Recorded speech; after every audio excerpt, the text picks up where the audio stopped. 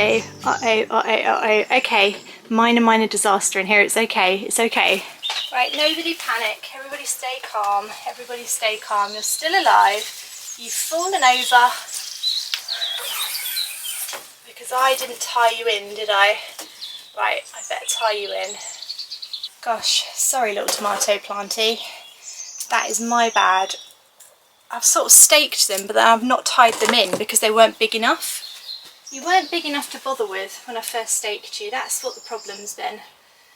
But now you are, obviously. Right, there we go. Is that better? You okay now? You all right? It's got quite a few little stray bits to pick off. No, you're okay. You're good. You're fine. What's quite remarkable is that he's only been lying down for a matter of hours, really, because it's just overnight I've not been here, and his stem has already started to bend towards the light again where he was lying down. So we're going to have to sort of unbend his stem, and the way we do that is just literally tie him in, keep him upright, and hopefully he'll just sort of start to come back up again. But isn't that remarkable how quickly they will bend themselves towards the light? And look at the top, how squiggly wiggly it is now. All squiggly. You silly plant, did you think I was not coming back? Good morning everyone, welcome back to my allotment diaries. My name is Emma, these are the allotment diaries. I vlog all about my allotment plot here in South London, just tying in another tomato.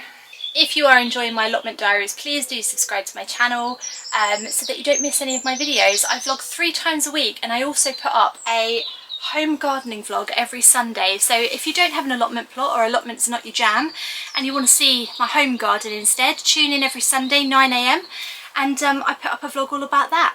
Right, it's another beautiful day. Yesterday got up to 25 degrees in London. I think it's going to get there again today, which means that there's lots of watering to do, lots of looking after. I also really need to get these cosmos out. The cosmos are looking fantastic, and I pinched these out as well. So these have been pinched, which means they'll be bushier with hopefully more flowers. So we're going to get these out today as well. Let's check what the temperature is in here. 26.5 degrees Celsius already. It's 9 AM in the morning, to give some context. No face, 51%, no face. Will he ever get a face again? We don't know. Will I ever see him smile? That's the question. Have we seen him smile? I think maybe once we've seen him smile, but only for about an hour. Right, all my plants in here looking okay. You know what we really need to do? Sort out where these melons are going to go. I've got 4 melon plants, guys. That's quite a lot of melon plants, isn't it? And I really wanted to plant them in the greenhouse, but like where? Do you know what I mean? Like where? That will be a problem for another day. I just don't feel like doing it today. It's too hot in here and I just can't be bothered. And I think the melons can last for a little bit longer. Right? Can they? We better do it soon though. I will do it soon, I promise. Okay, right now I want to get those cosmos planted outside. I've got so many. How many have I got? 2, 4, 6, 8, 10, 12, 13. Unlucky for some. Hopefully it'll be lucky for us. Right, 13 cosmos. Let's go. Right,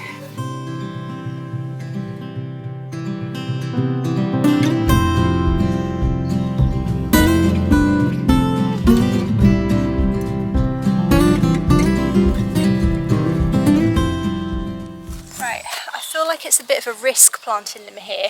This is going to be my pumpkin bed. So pumpkins and runner beans will go here along the archway, and then I was thinking of having cosmos along the back here, all flowering, all looking beautiful. It is a risk because of slugs and snails. Obviously it's quite near to the next plot, which is quite overgrown. So we could get a slug problem, but you know what, we're going to put them in anyway.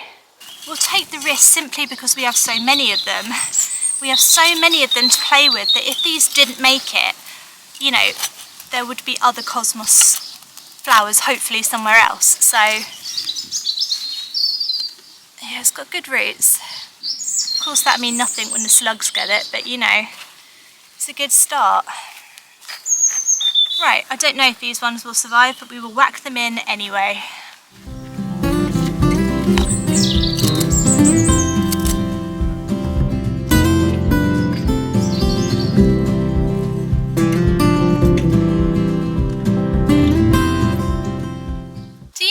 I went to the garden centre the other day and I was left feeling quite disheartened.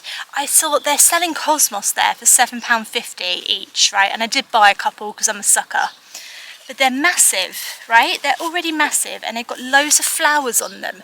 And I thought, gosh, you know, I sowed these cosmos really early in the year. I've done everything right and they're nowhere near as big as the ones in the garden centre. What am I doing wrong? And anyway, it turns out, after a bit of research, i.e. asking people on TikTok and Instagram, because that's how I research now, it turns out that garden centres force plants to flower earlier in order to entice us to buy them. So if you're going around the garden centre now and everything's looking in flower and you've sown stuff from a seed and it's sort of not done as well as the garden centre stuff, it's nothing you're doing wrong. They force it, they grow it earlier in big polytunnels and greenhouses, and they force them to flower earlier so that we buy them. How crazy is that? But it did put my mind at ease, so hopefully it'll put some of your minds at ease if you're feeling the same. But yeah, these are doing great, these are fine. There's nothing wrong with you guys, and don't let anyone tell you otherwise, okay? You flower in your own time.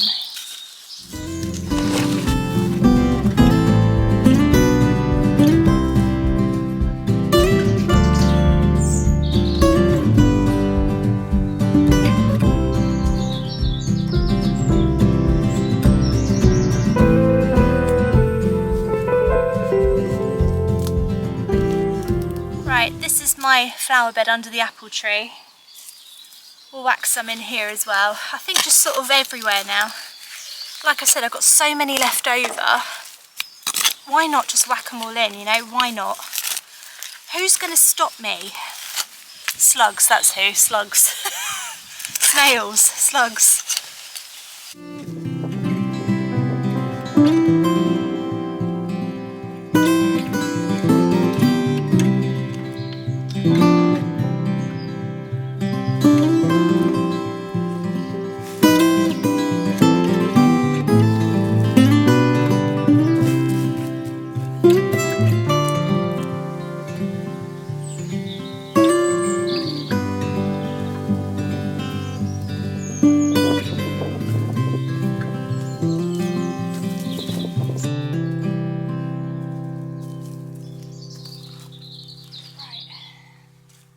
Einstein's turned up, we better feed him.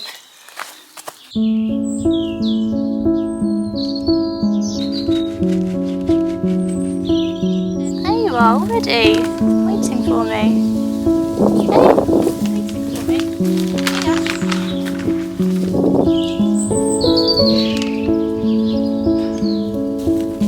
Straight down.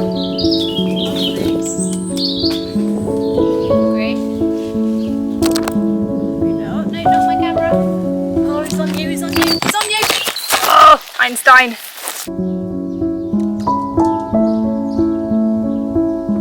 Right, I actually want my cosmos to go here, which is where all these tulips were. So I'm going to do something you probably shouldn't do, but I know you shouldn't do it. I'm going to pull all the greenery of the tulips up early. You're supposed to leave the greenery of tulips to die back, and that's to feed the bulb for next year. But you know what? I'm not a professional tulip grower. I'm not growing them for cut flowers. I just like them, they look pretty. And I don't want this space to be wasted for too long, so what I'm going to do is pull it all up. It's not the correct thing to do, but it's what I'm doing. And I still think they will come back next year.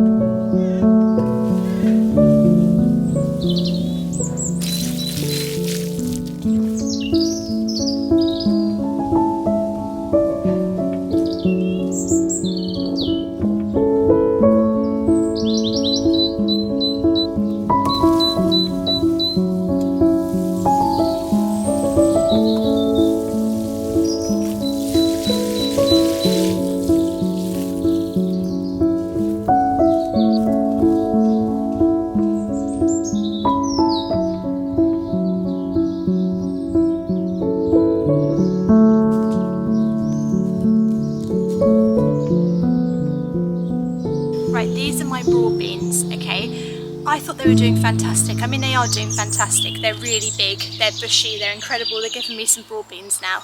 But we do have, is it black fly or is it aphids?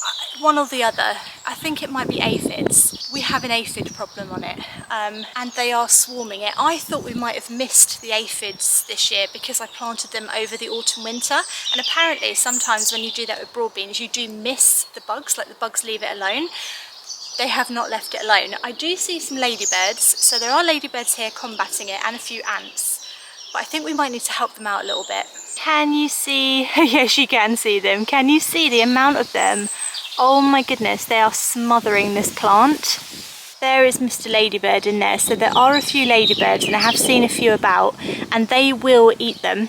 I've also seen some ants herding them. Apparently ants sort of herd them or something, but you can see the sheer amount of them. There are just too many. So the first thing that I'm going to do is pinch out the tops of these plants, and that should reduce the amount of them on the plant because they tend to gather near the tip of the plant, near the top. The very tips of the plants are coming out.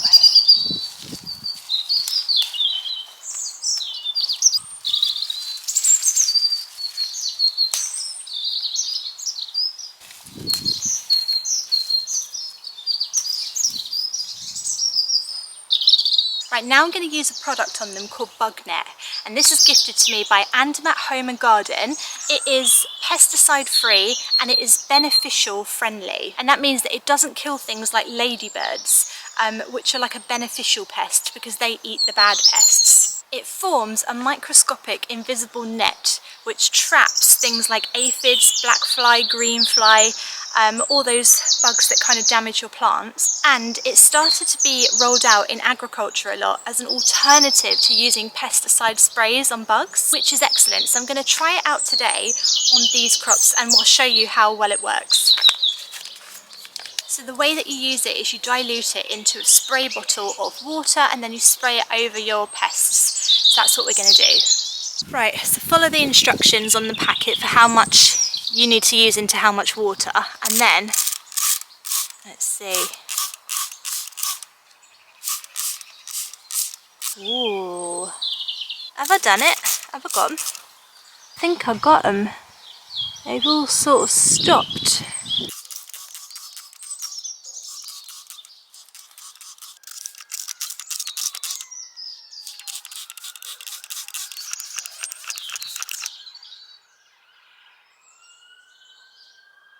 Right, so if you want to get your hands on Bug Net, I have a discount code for 15% off. It's BUG15. I'm also going to leave a link to the product below. Remember, it is pesticide free, beneficial friendly, it won't kill any ladybirds or any good bugs. I'll also stick the link to their fertiliser, which is a plant-based plant fertiliser, and also their plastic-free netting, which is very popular, I know. You guys love the plastic-free netting, so do I, it's absolutely fantastic. I will leave those below with the discount codes as well. So if you want to get your hands on those 3 products from Andermatt, I will leave the discount codes and the links below in my description, and you can go have a look at them. They are a fantastic, eco-friendly, environmentally friendly company, and I love working with them.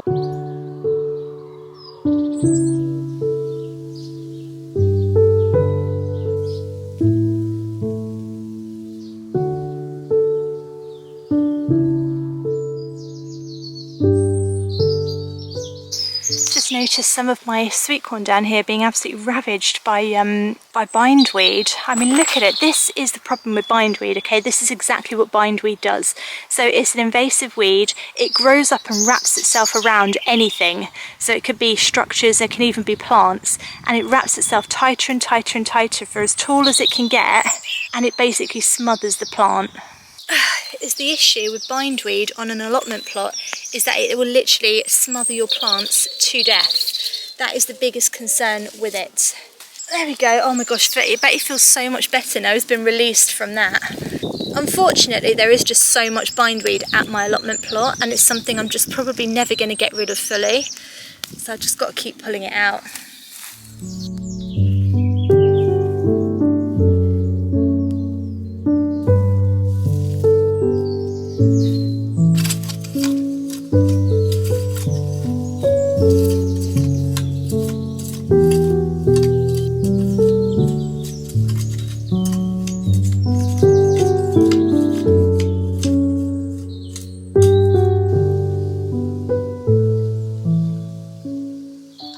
my strimmer battery today, but I'm a little bit scared to use it. I don't know if I can bring myself to do it. Oh, let's give it a go.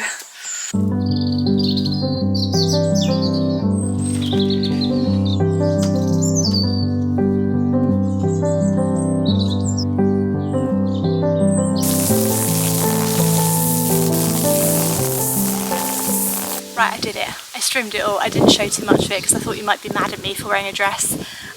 But it's all been trimmed, I'm safe, everything's fine. Obviously, probably better to wear jeans or something. I realised that the second I started doing it, but I'd already started doing it and I just wanted to do a little bit, so that's all of my excuses. But obviously safety first, guys.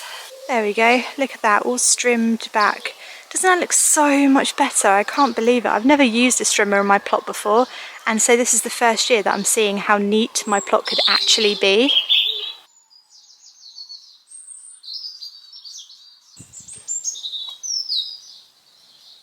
Oh, it is getting hot now, so I think I'm going to have to call it a day. It's that time of year where it just gets so warm so quickly that you kind of need to get down here as early as you can, do as many jobs as you can, and then just call it a day before you melt. But I'm happy. We're having so much sun this year. It's made such a difference to the crops. And it's just so nice to be down here. It really is. Everything is thriving. And hopefully it continues to. So I will see you again in my next vlog. Thank you so much for watching. Don't forget, I will leave all of the links and the discount codes for the Andermatt products down below in my description bar. So do go and check them out and get yourself a discount if you want to purchase anything. And I will see you in my next vlog, guys. Thanks for watching. Bye.